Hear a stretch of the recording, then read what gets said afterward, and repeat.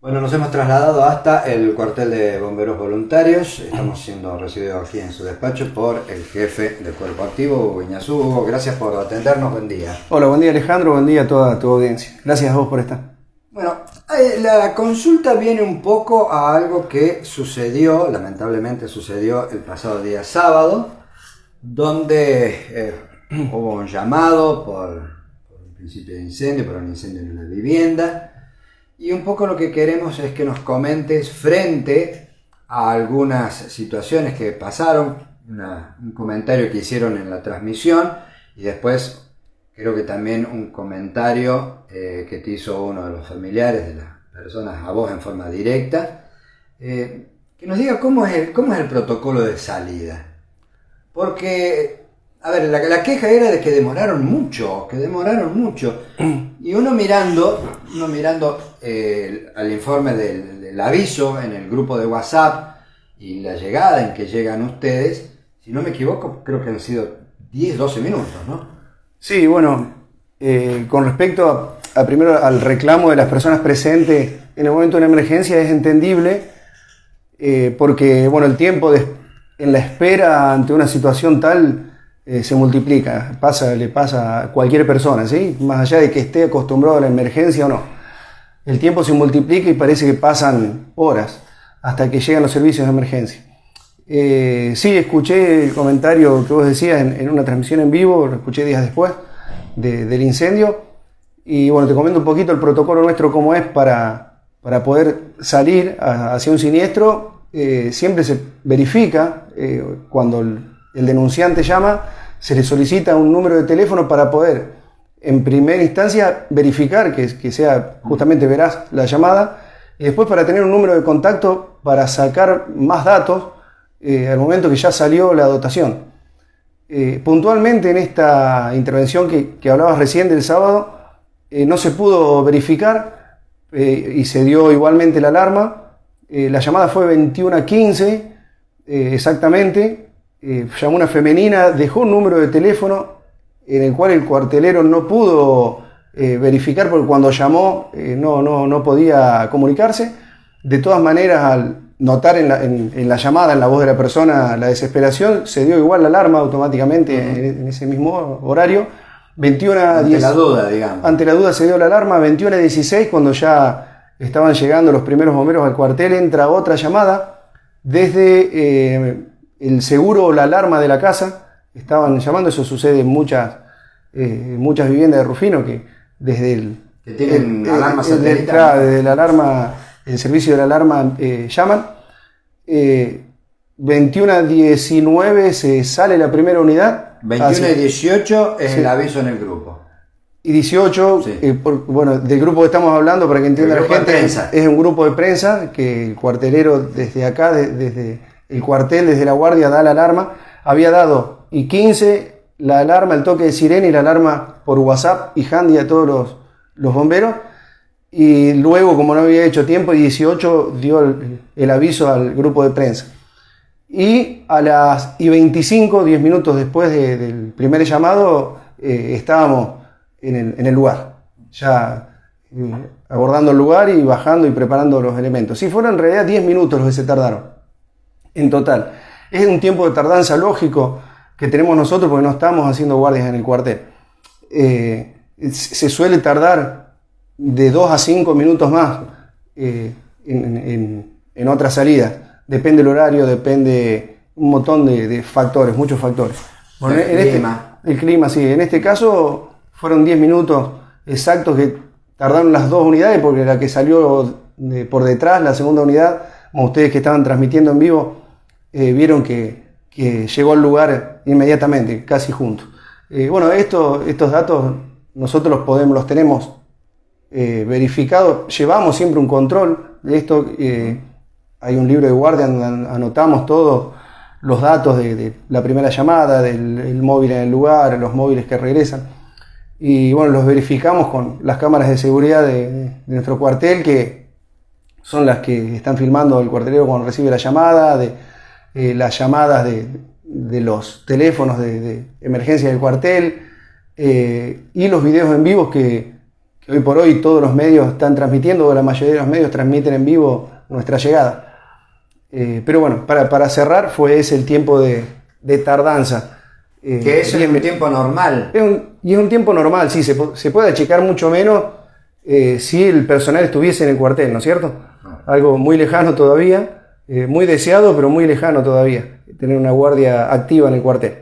Es muy difícil. En ese momento fue un día sábado, un día a las 21:15, que no hay gente trabajando, no es un horario laboral, entonces hubo personal que llegó muy rápido y muy rápido se pudo salir. Distinto a un siniestro que se produce, por ejemplo, a las 3 de la mañana.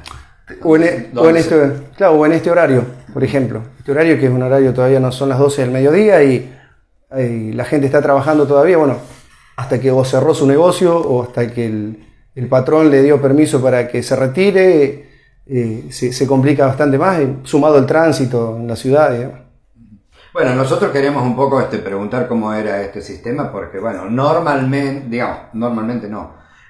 llegan a tiempo. Lo que pasa por allí es, como decías vos, a veces un minuto en alguien que tiene la desesperación, en alguien que está transitando el siniestro, parecen 10 minutos, parece media hora, ¿no? Sí, pero es totalmente entendible y está comprobado que es así, aparte.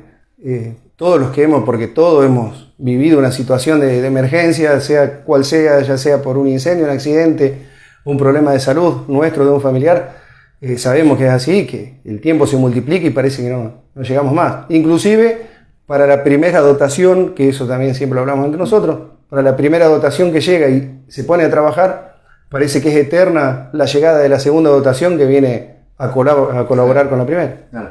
Evidentemente, de acuerdo a lo que decía uno ahí de los que entrevistamos, ha existido una especie de no acuerdo entre las personas que tenían que llamar. Puede ser, es muy posible. Se ha dilatado desde el primer aviso hasta el llamado concreto de las 21:15. Es muy posible.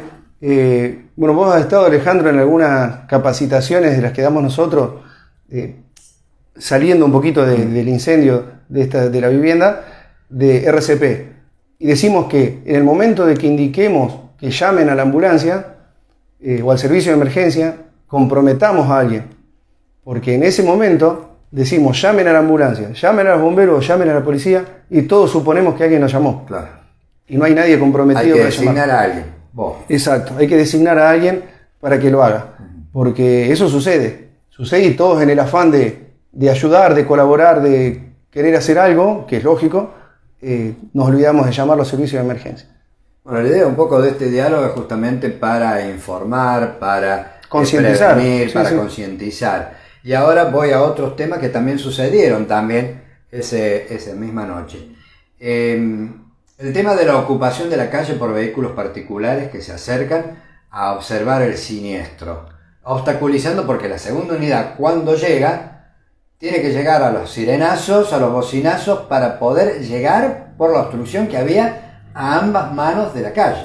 Sí, es un problema, eterno, un problema que tuvimos siempre, primero arrancando con los vehículos que pasan despacio frente al cuartel para ver si pueden dilucidar qué es lo que está pasando. Y nos complica la llegada de los bomberos, complica las salidas de los camiones desde adentro del interior del cuartel, y peligrando tener un accidente y retrasando todo, más el daño que podamos causar. En el camino lo mismo, motos que nos siguen, motos que quieren llegar o autos que quieren llegar antes para ver qué es lo que está sucediendo, y vehículos que estacionan en la cuadra, más allá del excelente trabajo y la excelente colaboración del personal de inspección de nuestra ciudad y de la policía, del comando radioeléctrico, que es excelente, siempre trabajando codo a codo con nosotros. Pero igual se complica estacionar, se complica pasar, se complica todo. A los sirenazos, como vos decís, y queriendo, porque nosotros tenemos lugares a donde debemos estacionar y cómo debemos estacionar, no es que podemos estacionar en cualquier lugar y en cualquier posición. Pero concientizar también un poquito a la gente desde ese lado que no está colaborando en nada, yendo a ver lo que está pasando, sino que todo por el contrario, está retrasando y peligrando la situación. Claro, y además demora y complica toda la situación. Y otro punto, que cuando llegamos nosotros, yo llego en forma conjunta con la primera dotación con ustedes, observo de que hay vecinos que estaban arrojando baldazos hacia el interior para apagar un poco. Sí. Bueno, a ver, creo que allí es conveniente también, Hugo, hacer algunas aclaraciones, no solamente de lo que pasó allí y que pasó posteriormente, sino de cómo uno debe actuar también. Por eso, un poco esto que sea instructivo, ¿no? Sí, que sirva para algo, ¿no? La experiencia. La recomendación, a ver, ¿qué pasa? Para resumirte un poquito lo que sucede con los baldazos de agua dentro de las viviendas siniestradas. Primero, la peligrosidad, porque no todos cortan adecuadamente la energía eléctrica, ¿sí? Creo que nadie piensa en eso. Claro, y comienzan con la extinción a baldazo. Primero, el gran peligro de eso es de terminar convertido en una víctima dentro de la vivienda. Y segundo, que las viviendas que nosotros llegamos y donde se han arrojado baldazos indiscriminadamente de agua, es impresionante la temperatura que hay adentro. ¿Por qué? Porque una gota de agua se expande miles de veces por encima de los 100 grados centígrados. ¿Sí? En un incendio de una vivienda, 300 grados centígrados, 400 grados centígrados es normal que haya en las partes superiores. Entonces, lo que sucede al arrojar un baldazo de agua es que se convierte en gotas. Se expanden esas gotas al estar la habitación, las partes superiores por encima de los 100 grados centígrados y se convierte en vapor de agua, hirviendo. Y eso es lo que sucede, a ver, aumentamos la temperatura, complicamos el ingreso después de los bomberos para poder trabajar y todo lo que está en la parte superior se sobrecalienta y se arruina, se rompe, se destruye. Es así el caso del revoque o mampostería, lo que sea. ¿Y qué es lo que se debe hacer entonces? Lo recomendable es si se pudo ubicar el foco, lo ideal, una cosa es lo ideal y la otra cosa es lo que se puede, lo ideal es tener un extintor y poder sofocar ese principio de incendio con un extintor. Si no, si se puede, si es una garrafa como en este caso, intentar cerrarla. Porque el problema hoy en día con el tema de las garrafas es que, quizás no quiero decir que se entienda esto, que sea puntualmente el caso. En este caso, en esta vivienda, es que no se revisan las mangueras, las conexiones, y se quiebran, se incendian, se prenden fuego en ese pedazo, y al no cerrarlo, hace de soplete esa manguera y termina incendiando otras partes de la vivienda, ¿sí? En este caso se dio algo que vos me lo supiste explicar una vez sobre el tema de las garrafas. Justamente comentaban de que se hizo el cambio a una garrafa nueva a la estufa y probablemente haya perdido por ahí. Y que al estar nueva, al estar llena la garrafa, la presión interna excede, entonces la llama sale hacia afuera, se expande. Distinto cuando estaría medio vacía o menos, que al tener menos presión puede ingresar el fuego, puede ingresar la llama y ahí se produce una explosión. Sí. No deben tener miedo a la gente de acercarse y cerrar la garrafa, protegerse de alguna manera para poder cerrarla porque el fuego no se va a tragar. Sí, es un mito. Siempre va a ser mayor la presión de dentro de la garrafa que la presión atmosférica, la presión que hay fuera. Entonces no hay que tener miedo que no va a ingresar el fuego. ¿Sí? Intentar cerrarla, intentar con un trapo húmedo o mojado cubrirla, sofocarlo. ¿Sí? No se pudo, intentar, si tenemos ubicada la llama, ubicado el foco, apagarlo, salir y cerrar, dejar cerrado hasta la llegada de las unidades de bomberos, pero no tirar indiscriminadamente agua, porque lo que hacemos es romper más aún. Te repito, es por la expansión del agua, del agua en gotas. Por la expansión del agua en gotas. Es preferible cuando se produce la llama, si no se puede apagar, es preferible cerrar la habitación al efecto de que se consume el oxígeno. Confinarla, exacto. Cerrarla. Mientras nosotros más vidrios rompamos, mientras más ventanas abrimos, mientras más puertas abrimos, más circulación de aire con oxígeno le damos y le estamos dando alimento al fuego. Entonces lo ideal es cerrar. A ver, estamos hablando por un lado de lo ideal, de lo que dice la teoría, y por otro lado de lo que pasa en la desesperación de cualquiera de nosotros que nos pase una situación así. Lo ideal es eso, es intentar sofocarlo. Si no se pudo, si ya está generalizado, cerrar, confinarlo en una habitación o confinarlo dentro de la vivienda, cerrando la puerta y ventanas, puertas de ingreso y ventanas, y esperar la llegada de bomberos. Te pregunto, en este caso hubo desmoronamiento de cielo raso, de revoque, ¿tuvieron este problema? En una parte del living, del comedor, sí, se cayó un pedazo de revoque del techo. Por eso ahí estábamos hablando de la gran temperatura que ha habido en la parte superior, dado la vaporización que hubo de agua. Bueno, queremos tener este diálogo de tipo informativo preventivo, un poco para que vayamos tomando conciencia. Bueno, y otro de los temas también que lo venimos repitiendo mucho es la tarea que vienen desarrollando ustedes a través de la Escuela de Capacitación en lo que hace al RCP. Bueno, lo hablamos los otros días con el subjefe del Hortondo, sí, de que salvaron a la bebé Varela, sí, de varios días. Las capacitaciones de lo que son RCP y vías respiratorias, las capacitaciones de lo que son el trabajo con los extintores y bueno, y los distintos otros aspectos, bueno, que nos parece bien y queremos compartir todos estos datos para que la gente se vaya instruyendo, ¿no? Sí, sí, bueno, ya se han dado a lo largo del año varias capacitaciones que teníamos pendiente, y por algunas otras actividades institucionales y laborales, personales, no habíamos podido cumplir. Bueno, hoy se están desarrollando algunas capacitaciones de RCP, algunas de uso de extintores, de evacuación que tenemos pendiente también. Y por suerte sí, la gente se está concientizando en lo importante de saber RCP, lo importante de saber desobstruir una vía aérea, en lo importante de saber utilizar un extintor. Porque lo que decimos en las capacitaciones, nos exigen que tengamos un extintor, pero no nos enseña cómo usarlo, entonces es lo mismo que la nada. Hoy la gente se está concientizando, se está interesando muchísimo.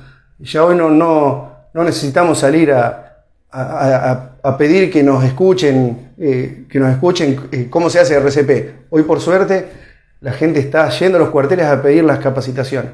Y eso a nosotros nos parece... Está acercando mucho a las instituciones, sí, los grupos. Sí. Y bueno, y tenemos el orgullo de, como decías recién, de que los bomberos seamos referentes en lo que es RCP. Como decía, sí, hace una semana o menos en el Hortondo, en el cuartel del Hortondo, entró corriendo un papá con su bebé en brazos, inconscientes, y le hicieron una maniobra de RCP y de desobstrucción de vía aérea, y a la hora estaba en perfecto estado en una habitación común la bebé. Es tan importante como eso, con una simple maniobra poder solucionar un grave problema. Nada más desesperante, como cierro yo siempre las capacitaciones, de haber sabido de que con una maniobra simple podría haber salvado una vida y no supe hacerlo. Y casi siempre nos pasa con una persona que queremos o apreciamos, ¿sí? Porque no sería nada quizás, o no sería tan grave si fuese alguien, un extraño que encontré en la calle, pero casi nunca pasa así. Siempre pasa que o es nuestro hijo, nuestra madre, nuestro padre, nuestro amigo o nuestro compañero de trabajo. Entonces la importancia del RCP, que todo el mundo sepa aprovecharlo, y en cada capacitación que haya, que es totalmente gratuita, se acerque y escuche y aprenda, preste atención y practique. Gracias por tu tiempo y por tu gentileza. Gracias a vos, Alejandro. El diálogo que tenemos con el jefe del Cuerpo Activo de Bomberos Voluntarios de Rufino, Hugo Iñazú.